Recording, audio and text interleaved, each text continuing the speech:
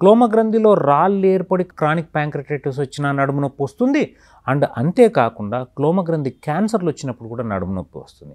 And క్లోమ గ్రంథికి ఉన్న ఇంకొక లక్షణం ఏంటంటే ఇది అంత ఈజీగా బయటపడదు, చాలా లేట్ స్టేజ్లో మాత్రమే బయటపడుతుంది. ఎందుకంటే అది ఎన్నుకుంటుంది, దానివల్ల కడుపు నొప్పి రాదు, బ్యాక్ పెయిన్ అదే వెనుపూస నొప్పి వచ్చే అవకాశం ఉంటుంది.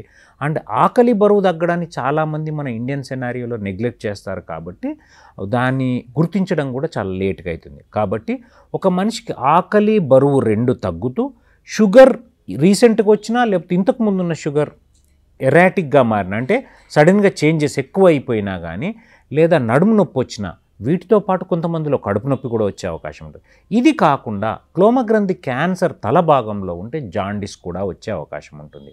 కాబట్టి ఓవరాల్గా ఈ 5 లక్షణాలే జాండీస్, ఆకలి తగ్గడం, బరువు తగ్గడం, నడుము నొప్పి రావడం అండ్ షుగర్ మారడం, ఈ 5 లక్షణాలతోనే క్లోమ గ్రంథిని గుర్తించవచ్చు. ఎందువల్ల వస్తుంది ఒక్కటి చెప్తాను నేను అందరికీ.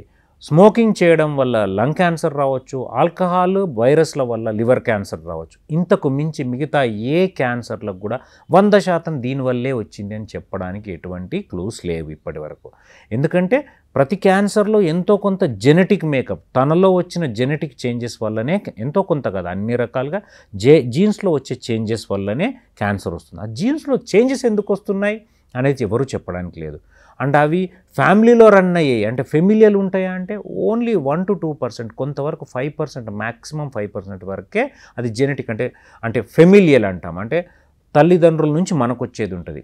మొత్తంగా 95% మనలో వచ్చే జీన్స్లో వచ్చే మార్పు వల్ల మాత్రమే మనకు క్యాన్సర్ వచ్చే అవకాశం ఉంటుంది.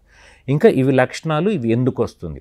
ఇది కాకుండా ఆల్కహాల్ తీసుకునే వాళ్ళలో లేదా ప్యాంక్రటైటిస్ వచ్చిన వాళ్ళలో క్లోమ గ్రంథి చెడిపోవడం వల్ల కొంతకాలానికి ఒక 8 to 10 yearsకి క్యాన్సర్ వచ్చే అవకాశం ఉందని ప్రూవ్ అయింది. ఎంతమందికి? 100 మందికి క్లోమ గ్రంథికి సంబంధించిన వాపులు ప్లస్ క్లోమ గ్రంథిలో రాళ్ళు తయారైతే ఒక 3 నుంచి 5% మందికి క్యాన్సర్ వచ్చే అవకాశం ఉంది. ఇది జెనెటిక్, క్లోమ గ్రంథికి సంబంధించిన రాళ్ళ ప్రాబ్లం వల్ల, ఆల్కహాల్ వల్ల, ఇది కాకుండా మనకు తెలియని కారణాల వల్ల క్లోమ గ్రంథి క్యాన్సర్ రావచ్చు. గుర్తించడం ఎలా నేను చెప్పాను. దానికి మనం ఏం చేయాలి? ఇమ్మీడియట్గా ఒక అల్ట్రాసౌండ్ స్కానింగ్ చేయించుకొని, లివర్ ఫంక్షన్ టెస్ట్ చేయించుకొని, అవసరమైతే ఒక ఎండోస్కోపీ చేయించుకొని క్యాన్సర్ ఉందా లేదా, గడ్డ ఉందా లేదా, ఉంటే ఏ భాగంలో ఉందని చూసుకోవడం. అన్నిటికీ ఏ క్యాన్సర్కైనా గుర్తించడం ఒక స్టెప్పు, దాని స్టేజింగ్ చేయడం. స్టేజింగ్ ఎలా చేస్తాం అంటే ఏంది, ఏ క్యాన్సర్ అయినా ఒక చోట ఉందా, పక్కకు పిల్లలు పెట్టిందా, లింఫ్ గ్రంథులకు చేరిందా, లేకపోతే మిగతా అవయవాలకు చేరిందా అంటే లివరు, లంగ్కు, కాలేయము, ఊపిరితిత్తులకు చేరిందా, ఇది స్టేజింగ్ అంటాం. సో దానికి CT scan with IV contrast pancreatic protocol అంటాం. ఆ టెస్ట్ చేయడం వల్ల ఏ స్టేజ్లో ఉంది అనేది తెలుస్తుంది, ఎంత భాగం చెడిపోయింది, ఎక్కడ చెడిపోయింది. ఎందుకంటే క్లోమ గ్రంథికి తల భాగం ఉంటుంది, బాడీ అంటే శరీర భాగం ఉంటుంది, తోక భాగం ఉంటుంది.